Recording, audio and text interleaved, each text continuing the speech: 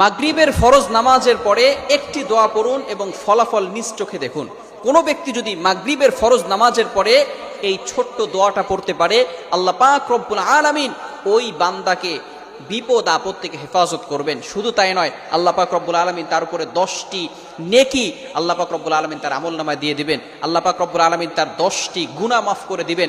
আল্লাহ পাক রব্বুল আলামিন তার 10টি মর্যাদা বুলন্দ করে দিবেন।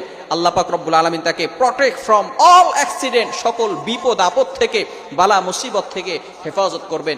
বড় বড় রোগ থেকে আল্লাহ পাক রব্বুল আলামিন ওই দিন তাকে হেফাজত করবেন। আল্লাহ পাক রব্বুল আলামিন অ্যাক্সিডেন্ট থেকে তাকে হেফাজত করবেন। আপনাকে যদি ঘরের ভিতরে আগুন লেগে যায়, আগুন লাগা থেকে আল্লাহ পাক রব্বুল আলামিন আপনাকে হেফাজত করবেন, যদি খালি আপনি একটি আমল করতে পারেন। শুধু তাই নয়, আল্লাহ রাসূল সাল্লাল্লাহু আলাইহি ওয়াসাল্লাম বলে দিয়েছেন, সারা রাত ধরে ওই বান্দার জন্য ফেরেশতারা আল্লাহ তাআলার কাছে দোয়া করতে থাকবে। শুধু তাই নয়, 4 জন গোলাম আজাদ